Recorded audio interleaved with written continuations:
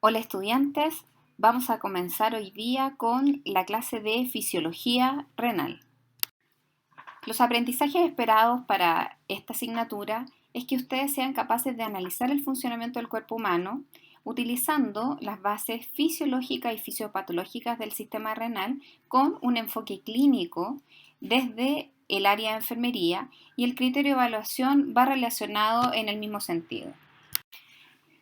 A modo de introducción debemos mencionar que el aparato excretor o urinario es el encargado de recoger de todo nuestro organismo los diversos productos de desecho resultantes de los procesos metabólicos de nuestro cuerpo y a su vez eliminarlos a través de la formación y posterior eliminación a través de la orina. En esta clase conoceremos el riñón, el órgano fundamental de este aparato excretor. Los riñones se encuentran en la región lumbar retroperitoneal, se encuentran cubiertos por una vaina en una cápsula externa fibrosa y protegidos por una masa de tejido conectivo graso, que aísla el riñón de los golpes. Los vasos sanguíneos también ayudan a mantenerlos en su lugar. El peso de estos oscila entre 110 a 180 gramos cada uno. Como se puede observar en la imagen, vemos ambos riñones. El riñón izquierdo se encuentra más alto que el derecho y esto se debe al espacio ocupado por el hígado en el lado derecho. Observamos en la parte superior del riñón las glándulas suprarrenales. También podemos observar en el hilio de cada riñón en el cual ingresa y sale una vena renal. Desde el riñón también salen los uréteres hacia la vejiga y posteriormente a la uretra. Aproximadamente el 20 al 25% del gasto cardíaco va a los riñones, por lo tanto, proporcionalmente, estos reciben mayor irrigación sanguínea que otros órganos. Dentro de las múltiples funciones que tiene el riñón tenemos la formación de orina para excretar metabolitos tóxicos, por ejemplo el amonio, la urea o la creatinina, la cual es producto del metabolismo muscular. También tenemos la regulación del volumen sanguíneo por medio de la excreción o la conservación de agua, la regulación en la concentración de electrolitos, la regulación del equilibrio ácido-base, la regulación de todos los anteriores en otros fluidos corporales.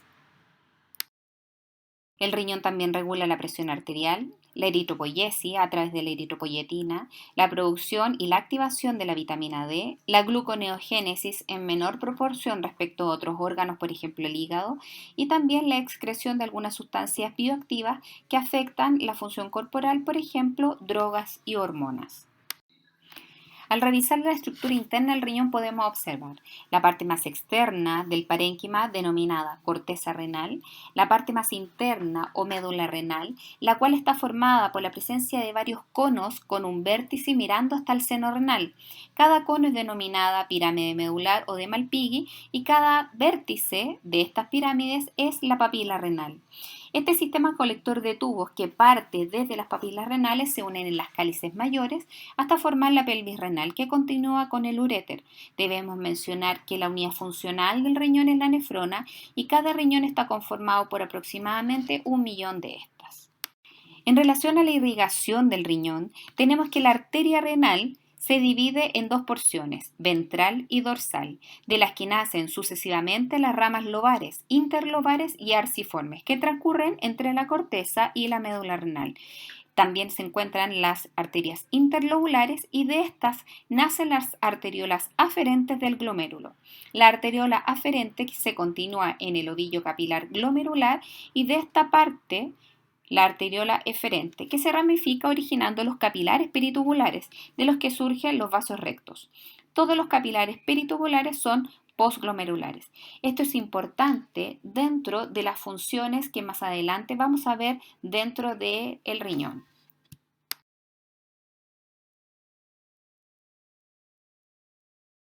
Cada nefrona está formada por el glomérulo, donde se filtra la sangre y un sistema de estructuras tubulares donde el agua, electrolitos y otras sustancias son reabsorbidos hacia el torrente sanguíneo, mientras que otros que no son necesarios son secretados hacia la luz tubular para su eliminación. Debemos saber que la nefrona es la unidad anatomofuncional del riñón. Esta se compone del corpúsculo y túbulos renales, como lo vemos en la imagen, y el corpúsculo a su vez se compone de la cápsula de Bowman y el ovillo capilar o glomérulo que vamos a revisar a continuación.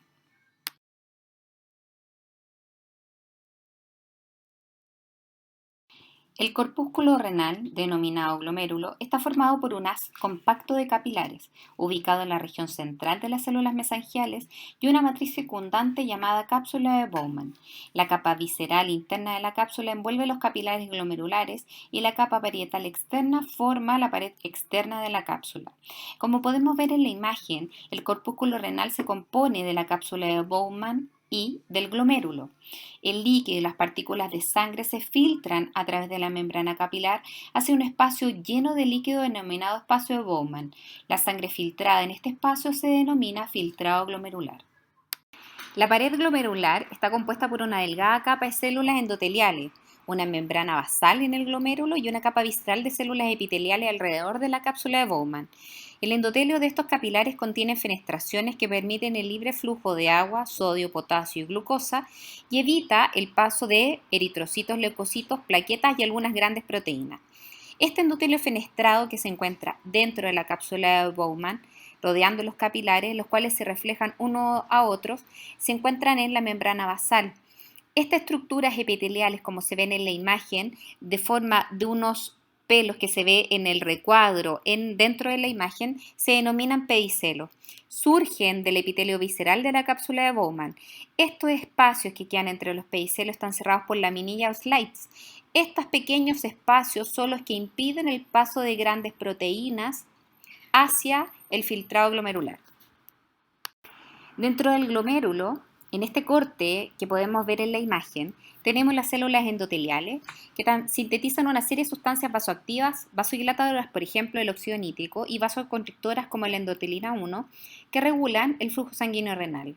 También tenemos las células mesangiales, ubicadas en los haces de los capilares, quienes proporcionan sostén al glomérulo, porque poseen fibras de actina-miosina, por lo tanto poseen capacidad contráctil. Estas células mesangiales poseen propiedades fagocíticas y eliminan materiales macromoleculares que entran a los espacios intercapilares, como podemos ver en la imagen. En la imagen también podemos observar la membrana basal. Esta malla acelular homogénea de fibras de colágeno, glucoproteína y mucopolisacáridos determina la permeabilidad capilar, tal como lo vimos en la diapositiva anterior. Dentro del glomérulo tenemos el sistema o aparato yuxtaglomerular, el cual se define como un conjunto de estructuras celulares ubicadas en el punto de contacto del túbulo distal y la porción vascular glomerular. Tiene como componentes las células yuxtaglomerulares o epiteloides de la arteria aferente, las cuales secretan renina, la mácula densa, las cuales tienen células epiteliales tubulares modificadas, ubicadas en el contacto con el polo vascular yuxtaglomerular. Este sistema yuxtaglomerular desempeña un papel muy importante en la conservación del sodio, el control de la presión arterial, ya que secreta renina, y la regulación del filtrado glomerular a través de la retroalimentación túbulo-glomerular que vamos a ver más adelante. Ahora veremos la regulación de flujo sanguíneo renal y la tasa de filtración glomerular. Los riñones perfunden de 1 a 1.3 litros por minuto, y esto es necesario para asegurar un filtrado glomerular suficiente para eliminar los desechos de la sangre. Los mecanismos de retroalimentación, tanto intrínsecos como extrínsecos, mantienen un flujo sanguíneo constante en el riñón. Por lo tanto, la filtración glomerular, a pesar de los cambios de presión arterial, se mantienen, y eso es lo que vamos a ver a continuación. La regulación del flujo sanguíneo renal, el principal mecanismo que permite modificar este flujo consiste en variar la resistencia de las arteriolas. En el riñón, esto se logra modificando la resistencia de las arteriolas aferente, eferente o ambas. Por lo tanto, el flujo sanguíneo renal va a ser la diferencia de presión entre arterias y venas renales dividido por la resistencia de los vasos renales, o sea, las arteriolas.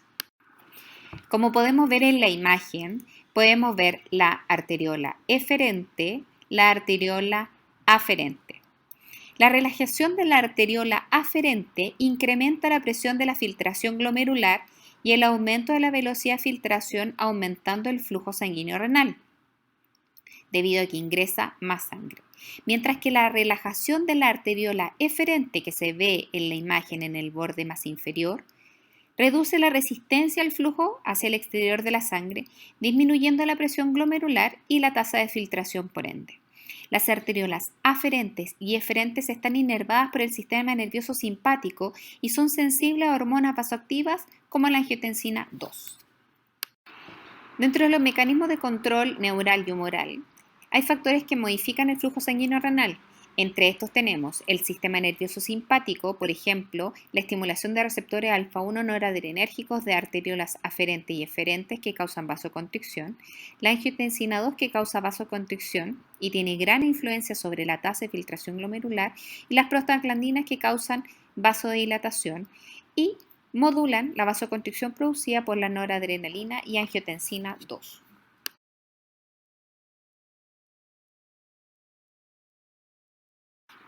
El flujo sanguíneo renal se mantiene mediante un proceso denominado autorregulación.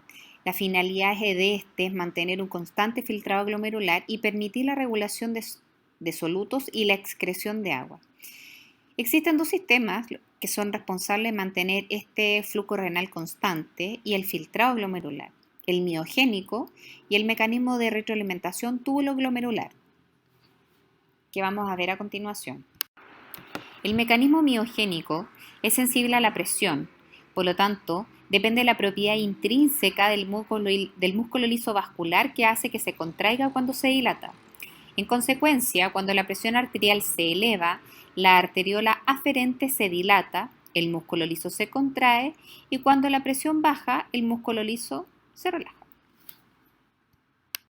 El mecanismo de retroalimentación túbulo-glomerular implica un ciclo en que la concentración de sodio del líquido tubular es percibida por el aparato yuxtaglomerular en el túbulo distal. Este sistema de retroalimentación, localizado en el sitio donde el túbulo distal se extiende de regreso al glomérulo y pasa entre las arteriolas aferentes y eferentes, incluye un grupo de células yuxtaglomerulares y mácula densa que son sensibles al sodio, que sintetizan y liberan la enzima renina. El descenso en la filtración glomerular, como lo vemos en la imagen, aumenta la reabsorción de cloruro de sodio, disminuyendo la descarga de este compuesto en la mácula, provocando baja resistencia al flujo sanguíneo de las arteriolas aferentes, aumenta la filtración glomerular, libera renina de las células yuxtaglomerulares y finalmente activa el sistema renina-angiotensina-aldosterona. Cuando se activa el sistema renina-angiotensina-aldosterona, la angiotensina 2 contrae las arteriolas eferentes para producir un aumento adicional de la filtración glomerular. Dentro de los procesos renales que veremos en esta clase, sabemos que el riñón recibe el 20% del gasto cardíaco, aproximadamente 1 litro de sangre por minuto. Al día se filtran 180 litros de agua y 1 kilo de cloruro de sodio, y se elimina el 1% de lo filtrado. Una vez formada la orina, sufre un proceso en el interior de los túbulos renales hasta que forma la orina definitiva. Para poder hacer todo este proceso tenemos diversos procesos que intervienen: la filtración, la secreción, la reabsorción y la excreción. La orina, por lo tanto, es un ultrafiltrado del plasma y esta prácticamente carece de proteínas, ya que recordemos que en las diapositivas anteriores vimos la membrana basal como aparato fundamental para evitar el paso de proteína a este filtrado glomerular. Por lo tanto, la orina es la suma de la filtración glomerular, la reabsorción tubular y la secreción tubular. La diuresis se inicia con la filtración del plasma libre de proteínas a través de los capilares glomerulares en el espacio de Bowman, el cual se denomina una filtración glomerular. Este movimiento de líquido a través de los capilares glomerulares está determinado por los mismos factores capilares corporales: la presión de filtración del capilar, la presión osmótica coloidal y la permeabilidad capilar. Cada minuto se filtran 125 ml de filtrado, denominado una tasa de filtración glomerular o velocidad de filtración glomerular. La presión de filtración capilar alrededor de 60 milímetros de mercurio. En el glomérulo es hasta 3 veces más elevada. En el glomérulo esta presión está regulada por la contracción y relajación de las arteriolas aferentes y eferentes. Cuando la presión de perfusión disminuye, las células yuxtaglomerulares productoras de renina localizadas en la pared de las arteriolas eferentes fabrican renina, que formará angiotensina 2 para contraer la arteriola eferente. La arteriola eferente se contrae por la angiotensina 2, el péptido natriurético atrial y catecolaminas alfa. Al contraerse aumenta las resistencias postglomerulares del riñón, tiende a reducir el flujo renal, aunque el efecto final sobre el filtrado depende de la presión arterial, cuyo flujo es el cociente entre la presión y resistencia. Por tanto, baja la presión arterial, disminuye el filtrado glomerular, aumenta la reabsorción capilar peritubular de sodio y agua, disminuye la formación de orina. ¿Por qué? Porque aumenta la formación de angiotensina, vasocontrayendo la arteriola eferente. Una vez que se produce el filtrado glomerular en el glomérulo, la cápsula de Bowman se termina transformando en un tubo, el túbulo contorneado proximal, el cual recorre un largo trayecto de manera tortuosa. Este túbulo recoge el filtrado glomerular, el cual se convertiría en orina. El túbulo proximal adopta una forma más recta y se dirige hasta el centro del riñón para de manera posterior girar en 180 grados y dirigirse nuevamente hacia la corteza. Este segmento es conocido como asa de Henle. Llegado a la corteza, se ensancha de calibre y vuelve a ser tortuoso, llamándose túbulo contorneado distal. En todo momento, a través de estos segmentos tubulares se realizan cambios en la composición del filtrado glomerular. Finalmente, el último segmento es el tubo colector, el cual desemboca en la papila renal. Podemos decir entonces que en la corteza renal se encuentran básicamente los glomérulos y los túbulos contorneados, mientras que en la médula el túbulo colector y el asa de Henle. Cuando hablamos de reabsorción y secreción tubular, hablamos de que desde la cápsula de Bowman el filtrado glomerular se mueve hacia los segmentos tubulares de la nefrona, como mencionamos anteriormente. En su movimiento a través de los segmentos tubulares, el filtrado glomerular cambia por el transporte de agua y diversos solutos. Por lo tanto, el transporte tubular puede producir reabsorción de la sustancia del líquido tubular en los capilares peritubulares o la secreción de sustancia desde los capilares peritubulares hacia el túbulo. El agua y la urea, el cual es un producto secundario del metabolismo proteico, se absorben en forma pasiva, por difusión simple. Los iones de sodio, glucosa, aminoácidos son reabsorbidos por mecanismos activos primarios o secundarios que veremos a continuación. Como podemos ver en la imagen a continuación, bajo condiciones normales solo uno de los 125 ml de filtrado glomerular son finalmente excretados por la orina. Los 124 ml restantes son reabsorbidos en los túbulos, por lo tanto, desde el filtrado glomerular, como lo podemos ver en la imagen, diversas sustancias son secretadas desde los capilares peritubulares hacia la luz tubular y a la inversa también, desde los túbulos hacia los capilares peritubulares. Por lo tanto, diversas sustancias se secretan y se reabsorben dependiendo de las necesidades de nuestro organismo. Como podemos ver en la imagen a continuación, las células tubulares renales cuentan con dos superficies en la membrana a través de las cuales deben pasar las sustancias reabsorbidas en el líquido tubular. La mayor parte de la energía usada por los riñones es destinada a mecanismos de transporte activo de sodio que facilita la reabsorción y el cotransporte de otros electrolitos y sustancias como glucosa y aminoácidos, transporte activo secundario o cotransporte. Dos o más sustancias interactúan con una proteína de membrana específica, la cual es una proteína cotransportadora y son transportadas a través de la membrana. Por lo tanto, desde los capilares peritubulares podemos secretar sustancias desde el capilar hacia la célula tubular, finalmente a la luz tubular y de la luz tubular hacia los capilares peritubulares, como lo describíamos anteriormente. En este caso, el sodio difunde su gradiente de concentración. La energía liberada se utiliza para mover otra sustancia en contra de su gradiente de concentración. Otras sustancias como los iones de hidrógeno requieren de sodio para ser secretado hacia la luz tubular. Las bajas concentraciones de sodio intracelular permiten el ingreso de la glucosa por la membrana vasolateral, como lo podemos ver en el borde inferior de la imagen. En el túbulo proximal, aproximadamente el 65% de todos los procesos secretores y de reabsorción del sistema tubular ocurren en el túbulo contorneado proximal, y es en donde se reabsorben sustancias nutricionales tales como la glucosa, el lactato, aminoácidos pequeños que logran pasar la membrana basal del glomérulo, vitaminas hidrosolubles, electrolitos, sodio, potasio, cloro y bicarbonato en un 65-80%. A medida que estos solutos se mueven a través de las células tubulares, sus concentraciones van disminuyendo, ya que la gradiente de concentración permite la reabsorción de osmótica de agua y urea. La glucosa se filtra en los glomérulos y se reabsorben por mecanismos de transporte dependientes de energía. La cantidad máxima de sustancias que estos sistemas de transporte pueden reabsorber por unidad de tiempo se denomina transporte máximo. Y eso es lo que vamos a ver a continuación. El transporte máximo se relaciona con el número de proteínas cotransportadoras disponibles para el transporte, el cual es suficiente para que todas las sustancias puedan reabsorberse y no eliminarse por orina. Cuando hay una concentración elevada de glucosa por sobre rangos normales, la cantidad que se filtra de los glomérulos excede el transporte máximo.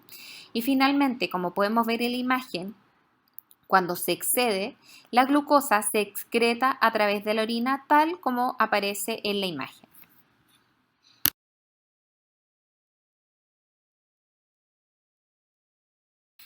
El asa de Henle.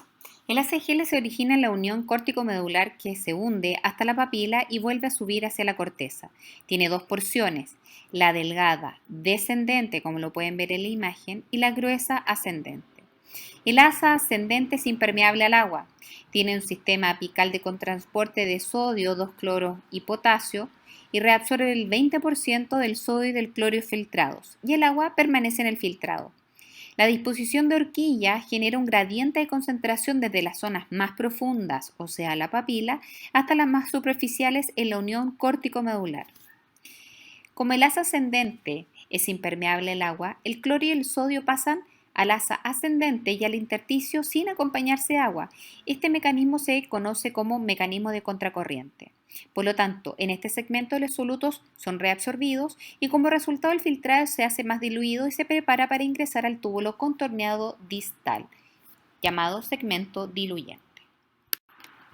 En el segmento grueso de la asa de Henle, en la parte ascendente, las células epiteliales comienzan a engrosarse. El magnesio y el yodo se reabsorben en el asa de Henle casi en su totalidad. A nivel vasolateral existe una bomba de sodio, la sodio-potasio TPasa, que genera un potencial electronegativo al sacar 3 sodios por cada 2 potasios que entran. Dicho potencial favorece la entrada de sodio apical en el transportador de sodio, 2 sodios, cloro, potasio. La furosemía inhibe ese transportador tal como lo muestra la imagen. El cloro se acumula dentro de la célula y al salir a nivel vasolateral, como en el borde inferior de la imagen, arrastra potasio. A continuación hablaremos de los túbulos colectores y distales.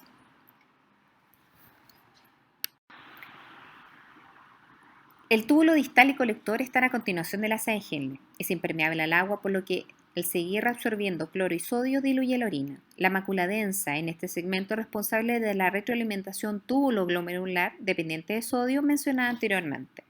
El túbulo distal reabsorbe cloro y sodio y tiene un intercambiador sodio por calcio, dependiente del aparato hormona, que la funcionalidad de esta hormona se verá en el segmento endocrino. La reabsorción de cloro y sodio se inhibe con las tiacidas y la reabsorción de agua depende de la hormona antidiurética. En el túbulo colector, la reabsorción de sodio se hace por intercambio de potasio con hidrógeno. La aldosterona estimula la reabsorción de sodio y las secreciones de potasio y hidrógeno. El amilodiptereno inhibe la reabsorción de sodio y la excreción de potasio e hidrógeno, y la espironolactona bloquea los receptores de aldosterona. La reabsorción de agua también depende de la hormona antidiurética en este segmento. Las células principales reabsorben el sodio y el agua y excretan potasio mediante la bomba sodio-potasio TPasa localizada en la membrana basal lateral. En resumen, podemos mencionar túbulo proximal, reabsorción de sodio, cloro, bicarbonato, potasio, agua, glucosa y aminoácidos, y secreta hidrógeno, ácidos orgánicos y bases. En el segmento delgado del asa de Henle, como podemos ver en la imagen, se reabsorbe agua, y en el segmento grueso del asa de Henle se reabsorbe sodio, cloro, potasio, calcio, bicarbonato, magnesio y se secretan hidrógenos. En el túbulo distal más temprano o más proximal se reabsorbe sodio, cloro, calcio, magnesio. En el túbulo distal tardío y túbulo colector tenemos que las células principales reabsorben sodio, cloro y secretan potasio, y la reabsorción de agua está mediada por la hormona antidiurética. También tenemos las células intercaladas que reabsorben bicarbonato y potasio y secretan hidrogeniones. En relación a la regulación de la concentración de la orina, podemos decir que la concentración de la orina depende de la concentración de las partículas osmóticamente activas en el intersticio de la médula renal y de la acción de la vasopresina o hormona antidiurética o ADH, que también regula la permeabilidad del agua de los túbulos colectores circundantes. La hormona antidiurética ayuda a mantener el volumen de líquidos extracelulares. Ahora veremos el balance hidrosalino. El agua constituye el 60% del peso corporal total, de los cuales 2/3 de la misma incluyen dentro del líquido intracelular, mientras que el otro tercio forma el líquido del espacio extracelular. La difusión de agua a través de las membranas, siguiendo gradientes osmóticos, mantiene el equilibrio osmótico y previene la diferencia de tonicidad. El sodio es el principal catión extracelular. 85 a 90% del sodio total es extracelular. El agua y el sodio se regulan de forma interdependiente, por ello los cambios que podemos encontrar en la concentración de sodio generalmente reflejan alteraciones de la homeostasis del agua y no alteraciones del equilibrio sódico, mientras que las alteraciones del contenido total de sodio se expresan como la expansión o contracción del volumen extracelular. Cuando hablamos de balance hidrosalino, no debemos olvidar que los osmorreceptores del hipotálamo perciben un aumento de la osmolaridad. Recordemos que la osmolaridad, por definición, es la concentración de un soluto en una solución. Esta osmolaridad de los líquidos extracelulares estimula la liberación de la hormona antidiurética desde la hipófisis posterior, por lo tanto se retiene agua para poder así diluir el extracelular. Por lo tanto, la unión de la hormona antidiurética con los receptores de la vasopresina hace que los canales de agua porinados, como se ve en la imagen, se muevan al lado luminal de la membrana celular tubular hacia el intersticio y posteriormente ingresa a los capilares peritubulares, favoreciendo la movilización del agua. Dentro de las funciones del riñón no debemos olvidar las funciones de eliminación de este, las cuales están centradas en la eliminación de agua, productos de desecho, exceso de electrolito y sustancias indeseables o tóxicas para la sangre. La eliminación del sodio-potasio, el cual está regulado por la filtración glomerular y por agentes humorales que controlan su reabsorción. La aldosterona es una hormona secretada por la glándula suprarrenal que regula la eliminación de sodio y potasio por medio de las células principales de los túbulos distal y colectores. El péptido natriurético auricular es una hormona encargada de la excreción de sodio y agua por los riñones, la cual se activa con el aumento de la presión de la aurícula derecha producto de un aumento del retorno venoso. Esta es sintetizada por las células musculares de la aurícula y se libera cuando ésta se dilata, como fue comentado anteriormente. El aumento del péptido natriurético auricular inhibe la reabsorción de agua y sodio, por consecuente se activa la renina y aumenta a través de la orina. El potasio se filtra libremente por los glomérulos y se reabsorbe en los túbulos proximal y distal y posteriormente se secreta. Un aumento en el potasio en el plasma por aumento de la ingesta dietética incrementa la secreción y la excreción urinaria, por lo tanto puede secretarse desde los capilares peritubulares hacia la luz tubular y finalmente se excreta a través del túbulo colector. En relación al sodio puede haber desequilibrio en la homeostasis de este electrolito. Una baja excreción de sodio puede dar un equilibrio positivo, por lo tanto se retiene sodio. Hay un aumento de sodio, hay una expansión del volumen del LEC, del líquido extracelular, aumenta la presión arterial y hay edema. Cuando hay una alta excreción de sodio, por lo tanto un equilibrio negativo, disminuye la concentración de sodio. Se contrae, disminuye el LEC, o sea, hay una contracción del volumen, disminuye la volemia y la presión arterial, por lo tanto, empiezan los mecanismos compensatorios para tratar de revertir y regular este desequilibrio. En relación a la regulación del pH, este ítem ácido base fue revisado en sistema respiratorio. Podemos mencionar que ninguno de los sistemas amortiguadores sanguíneos o mecanismos respiratorios para la eliminación del CO2 es capaz de eliminar los hidrógenos del cuerpo. En su mayoría estos hidrogeniones se eliminan por la orina, son secretados al líquido tubular. El pH del líquido tubular es alrededor de 4,5 para que no dañe el riñón. En relación a la regulación del pH, la capacidad de los riñones para eliminar los hidrogeniones es mediante la combinación con amortiguadores urinarios. El primero, bicarbonato, el amoníaco y los fosfatos. La eliminación del ácido úrico es un producto de la metabolización de las purinas. El ácido úrico se filtra libremente en los glomérulos y reabsorbido y secretado en los túbulos proximales. En condiciones normales, la reabsorción excede a la secreción. La urea es un producto del metabolismo proteico, el cual puede aumentar por una dieta rica en proteínas o por secundario a hemorragias gastrointestinales. Los riñones regulan la cantidad de urea en sangre, la cual se filtra en los glomérulos y se reabsorbe en los túbulos. Los túbulos son permeables a la urea, por lo tanto, cuando la tasa de filtración es alta, la reabsorción de urea es menor de los casos de deshidratación. Por lo tanto, la determinación del nitrógeno ureico en sangre nos permite valorar la funcionalidad de nuestro riñón. Muchos de los fármacos se eliminan a través de la orina. Solo los fármacos que no se adhieran a proteínas plasmáticas se filtran en el glomérulo. Recordemos que la membrana basal es la cual impide que pasen proteínas hacia el filtrado glomerular. Muchos fármacos son ácidos básicos en relación al pH y están presentes en el líquido tubular con moléculas hidrosolubles ionizadas o moléculas liposolubles no ionizadas. La forma liposoluble no ionizada atraviesa la membrana lipídica del túbulo hacia el torrente sanguíneo. La forma hidrosoluble permanece en el filtrado urinario.